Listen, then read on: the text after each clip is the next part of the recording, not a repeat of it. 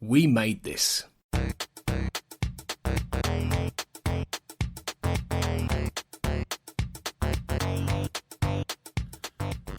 Hello there, thank you very much for downloading this episode. My name is Carl Bryan and I am the world's first brain surgeon slash therapist slash jukebox repairman. There is an official title for it, but to be perfectly honest, I can't pronounce it. This is Cerebral Jukebox, where a guest tells me about a song they got stuck in their head, we have a bit of a chat about it, then I give them the choice to remove it from their internal memory forever or to keep it for prosperity. My guest today is a musician you may have heard previously as part of Plans and Apologies and currently as part of Grawlix. He is also the proprietor of the Snug recording company, Rob Newman. Rob, how are you doing? Hello, Carl. I'm alright, thank you. How are you? I'm not too bad at all. Not gone stir crazy yet. How about yourself? Yeah, I mean, I've been super busy, so I'm kind of all right. We're still able to do quite a bit of work. It's just generally work that doesn't involve getting bands in at the moment, but we've got plenty of stuff on at the moment anyway. Just a lot of time with you in the desk. Yeah, pretty much. Just long, lonely nights. Okay. Well. Going to get on to your choice of track. Now, you've chose... do you want to introduce the song that you chose? Yeah, so with this being the first one, obviously, that you're doing, I've not got anything to kind of check with what other people have done or anything like that. So I might have got this completely wrong, but I've kind of gone for a track that got stuck in my head a good few years back, but not because it's necessarily super catchy or like one of those annoying hook kind of pop songs or anything like that. It's a track called My Backwards Walk, and it's by a band called Frightened Rabbit. Unfortunately, Scott Hutchison, who is the lead singer of Frightened Rabbit, is no longer with us. But this song always kind of has, it kind of reminds me of getting really obsessed by a song and not being able to get it out of my brain for a bit. I'm working on my backwards walk, walking with no shoes or socks, and the time rewinds to the end of May. I wish we'd never met today. Do you remember when you first heard this song? Yes, so the time that I first heard it, which is also intertwined into why it frustrated me for a long time, was I heard it first live. It was at what is now the Bodega Social in Nottingham. It might have just been the Social, or I can't even remember what year it was. But they were playing really small kind of venues like that, and they were a three-piece at the time, and I'd never heard them other than kind of on the way to that show. I think I went with my friend Matt, and he played a bit of their first record to me as we were heading down there. So the first time that I heard it was at a gig. It wasn't actually a recording. It kind of just stuck with me. I think because the first half of the song is pretty much just vocal and guitar and very little else going on. And I think that because they were quite a loud sort of raucous rock band at that point, I did feel like that was a really nice kind of dip down moment, and it meant that I really heard the lyrics and could really focus in on it. And it wasn't, a super well attended gig, so it was, the intensity is always a little bit higher when you're one of a small audience, I think. Do you think that because at the time you're saying it hadn't been recorded yet, it was purely a sort of live number? Yeah. Do you think that that's what stuck it more in your head because you didn't have the recording to fall back on? Well, yeah, I think I think it taps into the essence of why songs can be super annoying, because it's about an exorcism thing. I was chatting to my wife earlier about doing this podcast, and she said that she always has a kind of she gets a flush song. So whenever she gets a song stuck in her head and she can't really focus on anything else or whatever, she'll find another song that is so super catchy it basically replaces the other one. But you have to obviously choose a flush song that you actually prefer to the one that's stuck in your head. That's kind of for getting one out that you don't really like much, I think. That's very much using a disease to kill another disease. Yeah, exactly. Yeah.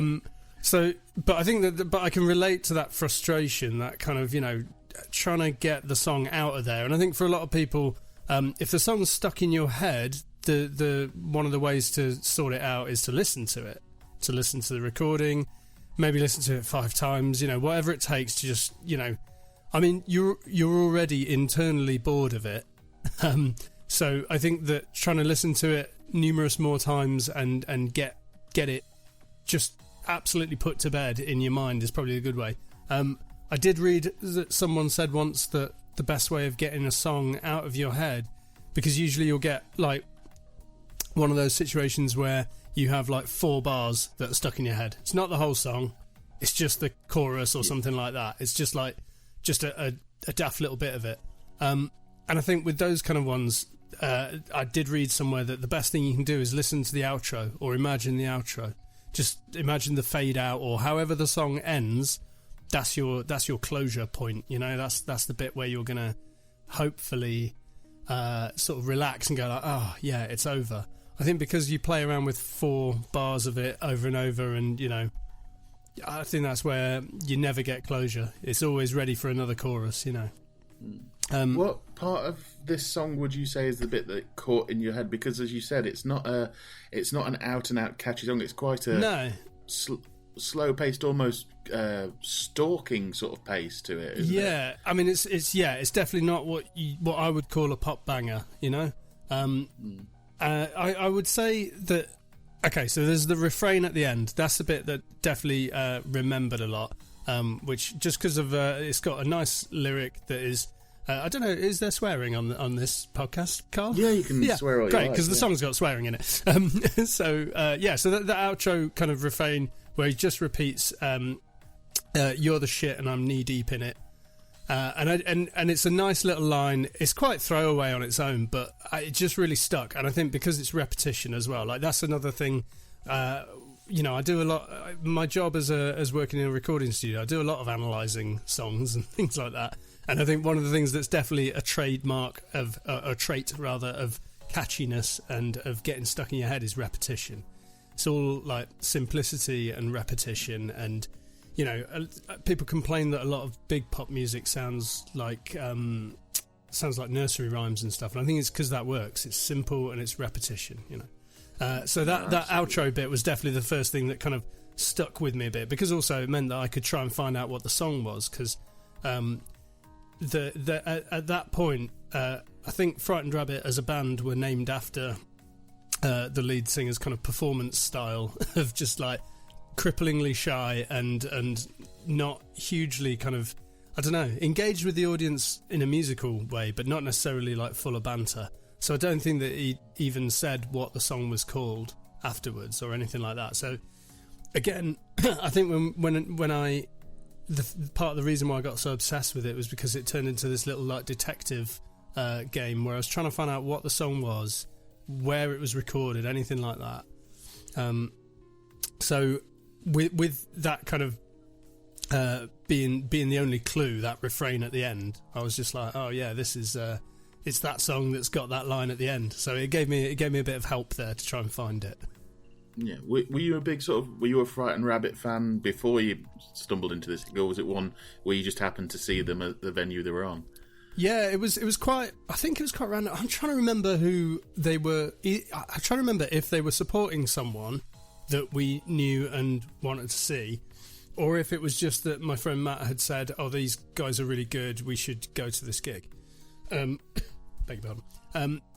I'm not really sure exactly which way round it was, but I definitely kind of remembered them from that gig, and I think that kind of I guess the sort of the fact that we were seeing it live, and it was the first time that I'd seen them, and I think I'd only heard the record like earlier that day or something, because we just decided to go to this gig, and either I was checking out who the support were, or it was one where Matt had just said, these guys are great, you should listen to this record.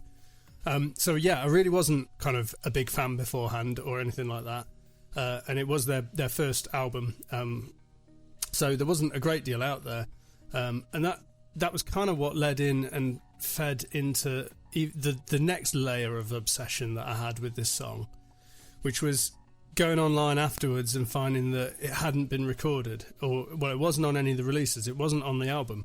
So I'd got a copy of the album because I really liked all the other stuff they played that night, but that song wasn't on it.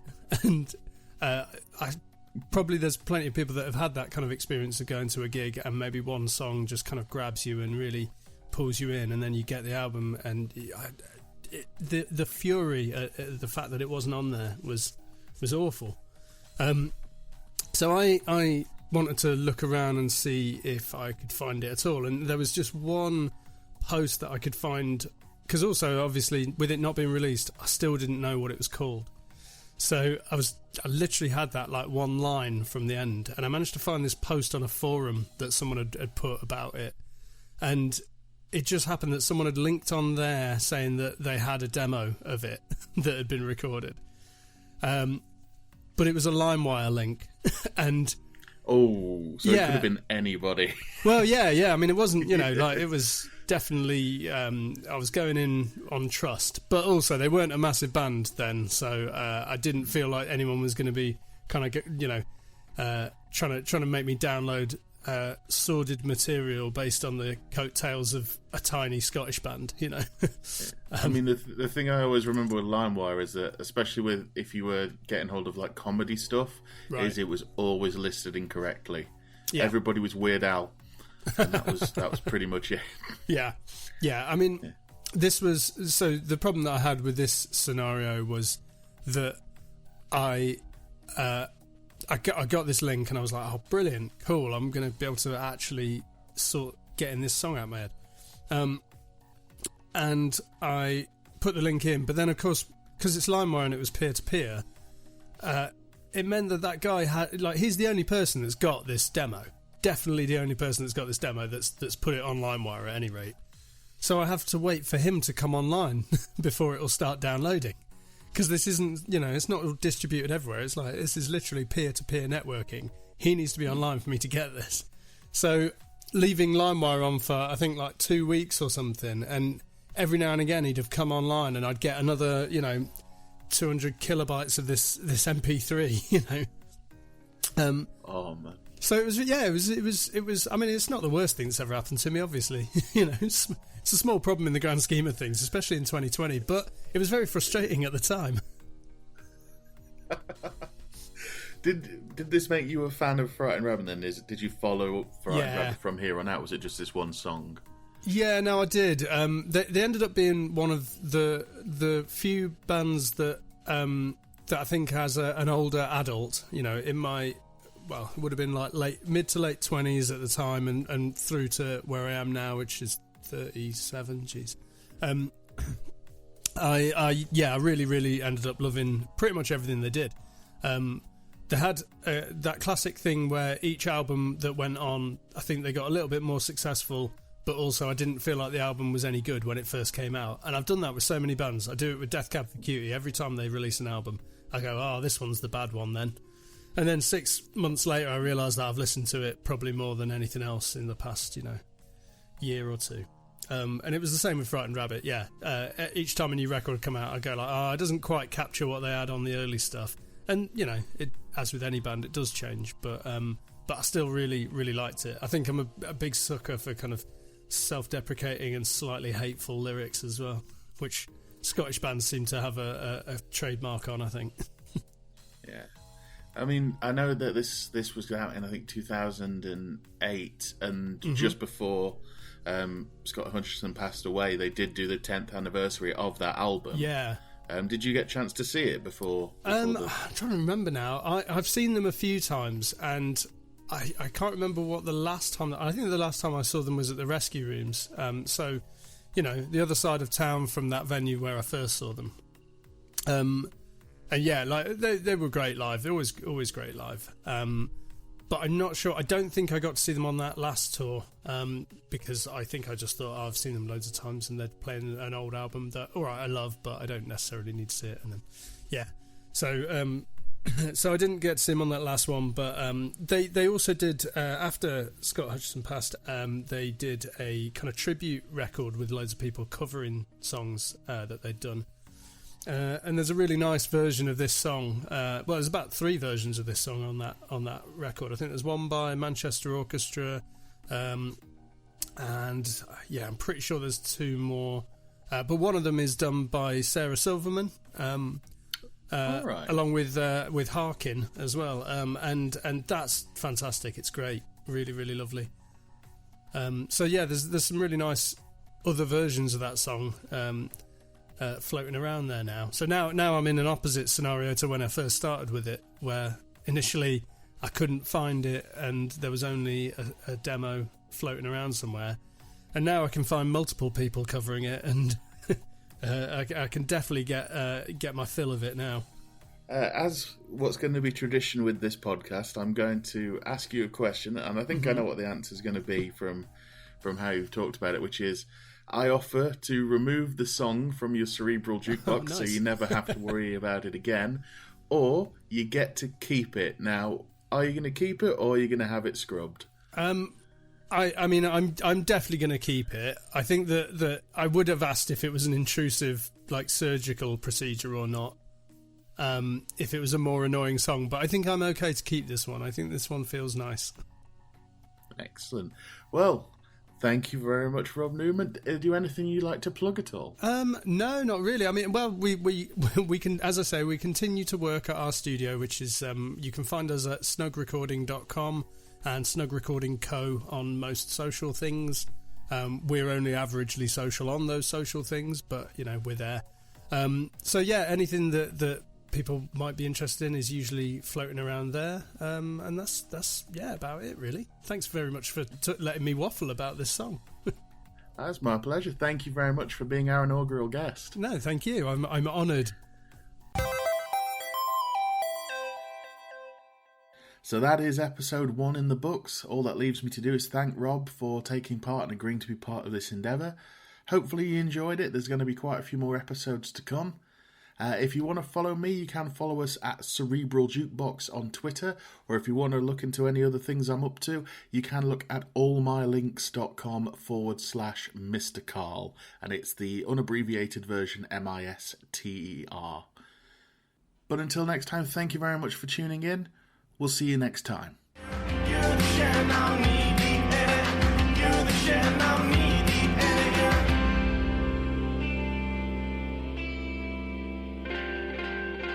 Elsewhere on We Made This.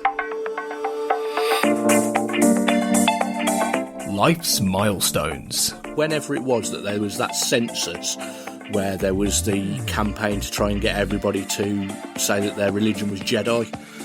Oh, I remember it well. I think I did put Jedi, to be honest. Yeah, well, I was adamant that I really wanted to put that down because it aligns a lot more with my beliefs than anything else. Star Wars has always been there for me. But yeah, that's when my mum was saying, "No, we had you christened," and I ended up losing that one. And then when I lived on my own for a later census, I just, by that point, just put non-religious. I'm in a band podcast. Flaming Lips did a gig and they were all in bubbles. So the whole band, them big bubbles you get that you can play football in. The whole band were in them, and all the people in the crowd were in one of them. I'd go to the gig with a pin and fucking ruin everyone's evening. I think you need a big pin. Then you have to get out of your bubble first with your pin. They're going to see you. You have a bubble with a pin on it. Or you're like a sea urchin, just going around causing chaos. Hey, rolling around. Could you have a fag in them? I suppose you could get your own bubble, innit? Frame to frame. So Sean, have you got anything further you wanted to say on the 2 films that we've looked at this week? I think they're both overlooked gems, and anyone who hasn't seen them needs to go and check them out pronto. Enough said. I agree with you. We could have also called the theme for this week "Nerdy White Guy Tries to Find Love." But are you having a go at me there? No, I'm just saying because I bore my heart when talking about the way back. I thought you were having a pop at me there. No, absolutely not. I'm just saying that's what we could have called the theme for this week. I mean, we could have done. It could have been like podcaster recalls painful memory of riding bike in front of girl. Check out all of these shows and more on the We Made This podcast network.